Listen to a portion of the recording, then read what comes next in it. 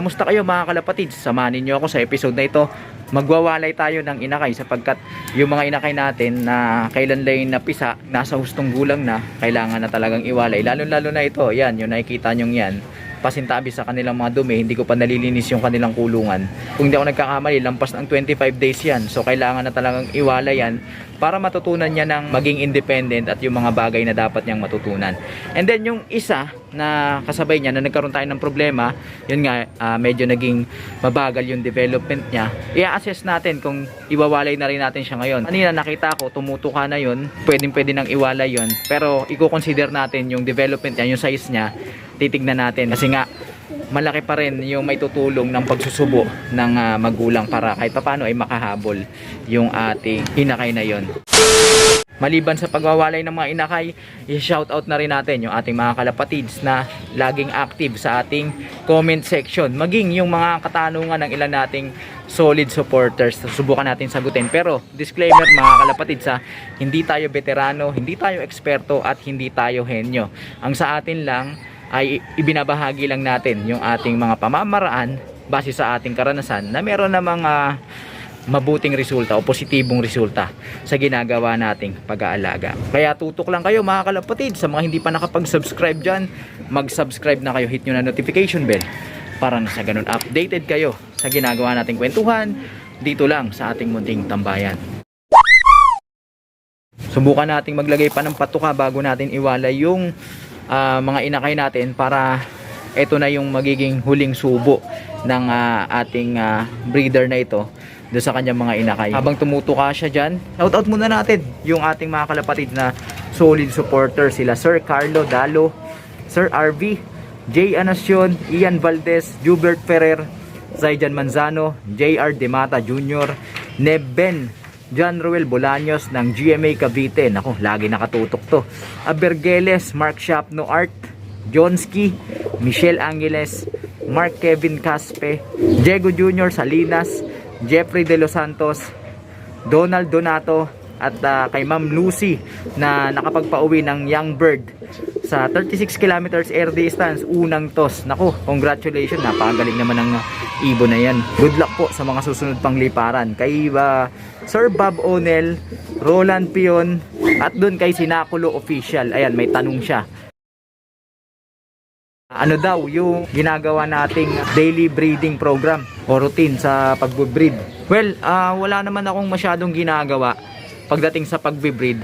Ang sinisiguro ko lang o yung pinaka-critical lang sa akin bago sila pagsamahin. Alam nyo na yan, kailangan i-deworm natin, pupurgahin, papaliguan, ma-eradicate yung mga parasite sa loob ng kanilang pangangatawan, maging dun sa kanilang mga balaybo sa panlabas. And then i-cleansing para masigurong wala silang tinatagong karamdaman na maaari nilang maipasa sa kanilang mga magiging anak, lalo na kapag sila ay nagsusubo na. Pagkatapos nilang mapurga at ma-cleanse, pwede nyo bigyan ng mga supplements, vitamins, minerals, walang problema yan mga kalapatid. Kagaya ko, limitado lang yung aking resources pagdating sa ganyan, mga ating budget.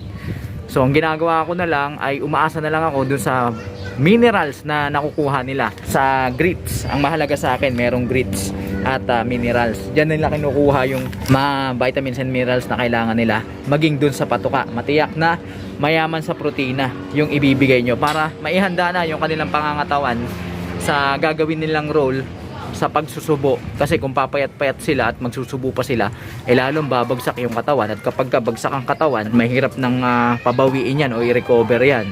Kaya ang ginagawa ko, patuka na mayaman sa protina, breeder mix, o kaya kung wala kang breeder mix, yung mga pellets na 16% protein, yan, pwede na yan, hindi na babagsak yung pangangatawan ng inyong mga alaga dyan. So yun lang, hihintayin ko na lang yung araw at oras ng pagkapisa.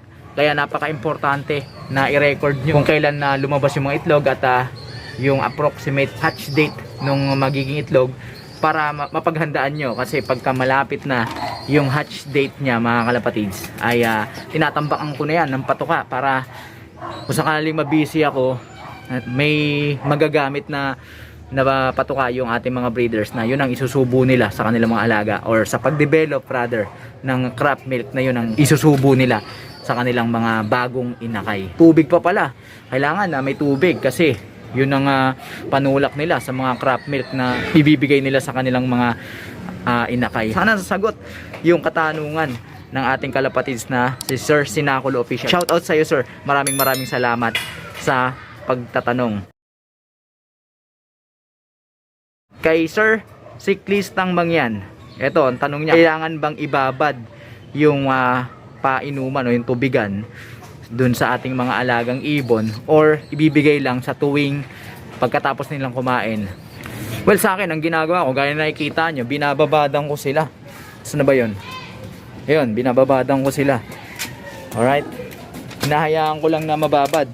Wala namang problema yun, mga kalapatids. Ang critical points lang dyan ay masiguro yung wag ano ba tawag doon?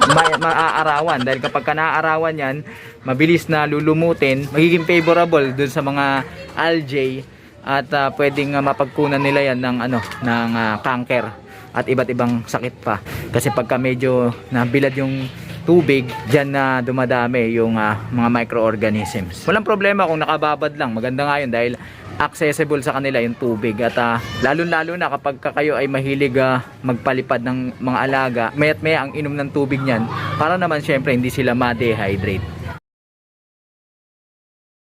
Ito naman kay Sir ZDMC, okay lang ba ang molasses na pamalit pag walang honey dun sa herbal juice na ginagawa natin? Well, yung herbal juice kasi ang pinaka-purpose nun ay pang-cleanse.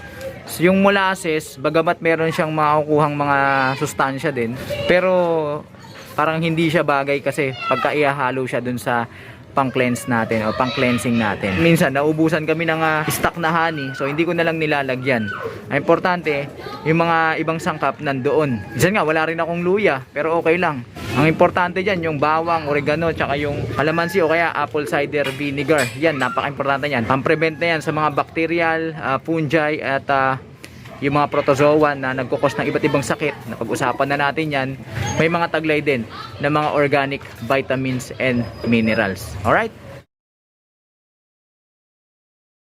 Bago natin na kunin yung ating mga inakay at iwalay, tanong ni Sir Chambalero 27. Dalawa yung tanong niya eh. Ang tanong niya, magkano daw yung entry sa Derby? At yung ikalawa, bakit may KO? Siguro knockout system yung tinutukoy niya dito. Sagutin muna natin yung unang katanungan, magkano ba entry sa Derby? Well, depende yan sir sa unang-una sa club, sa palaro, at nakadepende rin naman lahat yon sa premyo. Mas malaki yung pa-premyong ibibigay sa tournament na yon, natural medyo mas mahal o mas malaki yung presyo ng entry, sapagkat yung club doon kukuha ng halaga, yun ang ibibigay nila sa mga sumali ng mananalo. Alright, so the more na mataas yung premyo ng tournament, expected na mataas din yung entry fee sa Derby. Bigay tayo ng halimbawa, yung nakaraang NDR sa BBC, so ang entry ng Old Birds doon is 500. Alright, so yung premyo nun, malaki-laki yung premyo nun eh. Di ko na lang maalala, pero subukan ko hanapin yung poster nila. Then ayun, malaki-laki, basta malaki-laki. So yun ang pinaka basic explanation dun. Kaya sa mga kanubi natin, magandang humanap kayo ng mga club na magaganda magpalaro, magaganda yung premyo, at hindi rin naman ganun kamahal yung entry. Makakalkulan nyo naman yan eh, kung masyado mataas yung entry fee tapos yung papapanalunan hindi naman ganun kalaki. So, alam nyo na, medyo tagilid, di ba? So, walang pumipilit sa inyo kung sasali kayo o hindi. Siguro, may advice ko na lang ay humanap na lang kayo ng sa palagay nyong magandang salihan na liparan, dahil maganda yung kanilang ibinibigay na papremyo. So, nasa sa inyo naman yan, mga kalapatids. Doon sa pangalawang tanong niya, bakit daw may KO? Yung KO na tinutukoy mo, Sir Chambalero 27, ito yung yung mga knockout system, at normally ina-apply ito sa mga fan race. Syempre, yung ibang mga kalapatids natin, para magkaroon ng excitement yung laro, yung lipad ng mga ibon, mga palaro na fan race. Alright? So kadalasan sa mga fan race, meron dyan mga tinatawag na knockout system. Halimbawa, 4 laps fan race, so mag-e-entry ka doon. And as long as nagka-clock o namimit ng ibon mo yung minimum speed na required dun sa fan race na yon, pasok lagi yung ibon mo. Pero kung sakasakala hindi niya na-meet yung speed limit, halimbawa minimum speed limit ay 700, then first lap na cut off siya. So sa second lap hindi nakasali yung ibon mo. Kumbaga tanggal na siya, knockout na siya sa fan race na nililiparan mo. Kung gusto mo pa ring isali yung ibon, pwede mong i-re-entry, magbabayad ka uli ng entry fee para sa nasabing fan race na yun. At gaya nga sinabi ko, yung knockout system na yun ay kadalasan yan ay sa mga fan race lang yan. Yung sa derby, ewan ko not sure, pero sa pagkakaalam ko ay walang ganun sa derby. Kasi minsan talaga magbubutas yung ibon, hindi makakapag-clock, mahuhuli ng uwi dahil nga may mga smash races, alright? Mga fan race lang yan, mga patibayan. At sa mga fan race naman yan, hindi ka naman pipilitin dyan na sumali. Kung feel mo na ayaw mo sumali, lalo na, limitado lang din yung budget mo, pwede naman, wala namang pipilit sa'yo. Yun, sana nasagot yung katanungan ni Sir Chambalero 27 at maraming salamat sir sa pagtatanong. Alright, so ayan, susubo pa. Sige, antayin pa natin magsubo. Mamaya natin yan iwawalay.